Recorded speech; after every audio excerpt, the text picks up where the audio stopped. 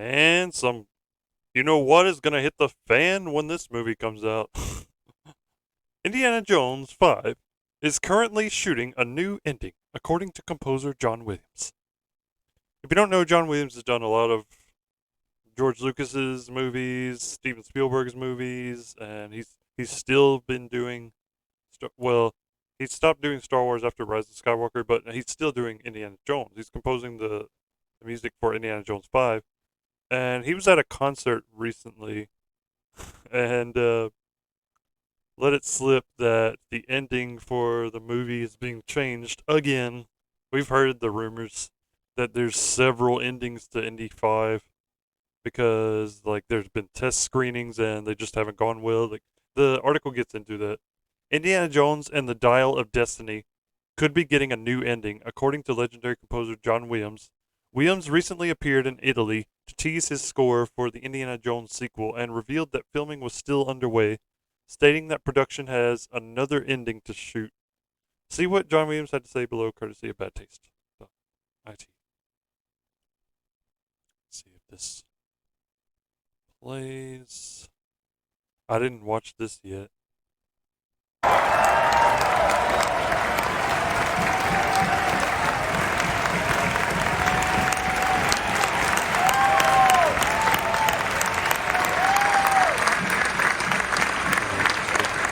I don't know where he says it. But here's what he actually said in the video. So we have just about completed the film.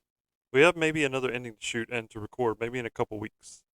So okay, he said this. While Williams does not provide any further details regarding what this ending might involve or why another ending is needed, it is sure to have Indiana Jones fans a little concerned about the state of the highly anticipated sequel, especially when there have been rumors recently regarding a test screening that did not go well. Those rumors claim that Indiana Jones and the Dial of Destiny ends with Fleabag star Phoebe Waller-Bridge, who actually played the droid in Solo: A Star Wars Story. The droid writes, crazy droid, replacing Harrison Ford as the lead of the franchise. So that's the rumors that she's going to replace Harrison Ford as the lead in the franchise, potentially confirming another long-running rumor. The test screening did not go down well, with a viewer who claims to have been in attendance, with several endings all showing Waller-Bridge's character Helena picking up the iconic hat and continuing the series. We saw them try to do this with when Indy 4, Shia LaBeouf picking up the hat, and that didn't turn out great. That didn't go well. Indiana Jones and the Dial of Destiny director James Mangold. He also directed Logan and I think Ford versus Ferrari. I'm not certain, but yeah, he's directed some good movies. He just needs to stay off Twitter, man, because he keeps getting into it with fans, and it's not a good look for him. He's denied these rumors, saying no one will ever replace Indiana Jones, not in any script, not in any cut, never discussed. Ford himself has also sort of denied that he will pass the baton on to someone else. While these details of the ending may not be accurate, is it possible that Mangold has decided to change the ending anyway? At the very least, it sounds like the ending to Indiana Jones and the Dial of Destiny is not set in stone. Unfortunately, we will have to wait until next year to find out just how Indiana Jones and the Dial of Destiny decides to wrap up Harrison Ford's legacy. The another rumor is that uh this movie involves time travel, and that's why we see him in the de aging. See his face is de aged here.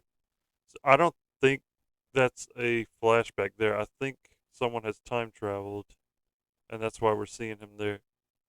So that's the rumor that Phoebe Waller-Bridge goes back in time, meets young Harrison Ford, young Indiana Jones, and goes on an adventure with him, and he gets killed, and like just is erased throughout time, and she has to pick up his hat and continue his adventures. Like basically go through the adventures that he went through in the original movies, which is ridiculous when you say it out loud. But that's the rumor that's going around, and people are believing it.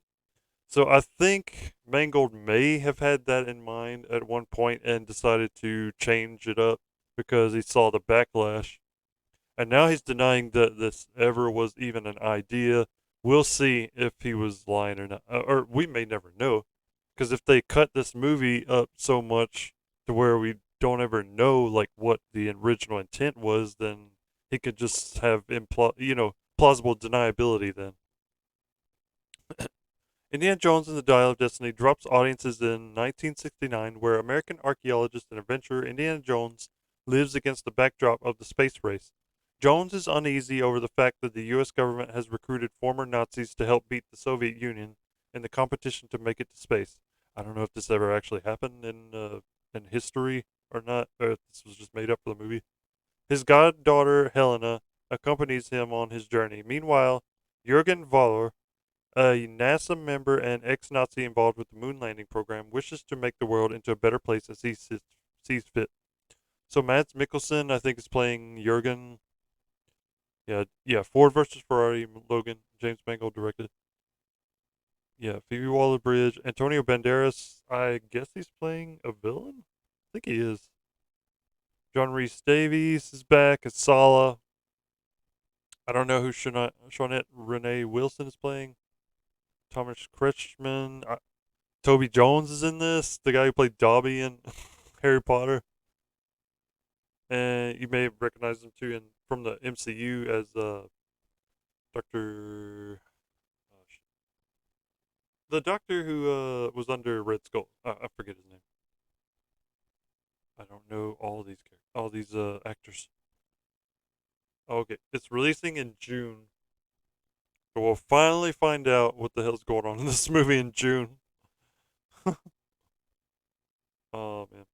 So I guess John Williams is actually going to retire. I didn't realize that.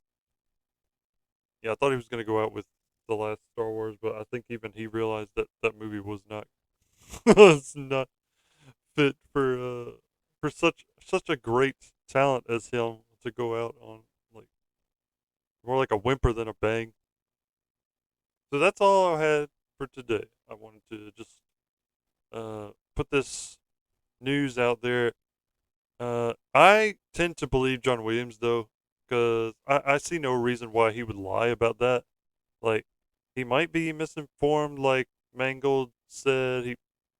Mangold kind of walked back what he even said in his tweet, like, because at one point he said John Williams may have been misinformed, but then after that he said he's fully informed. So which is it, Mangold? Also, Mangold, please stop attacking people. Matt Kadish, man, and what was his name? Den of was it Den of Nerds? Yeah. Oh no, I'm thinking of the Henry Cavill crap.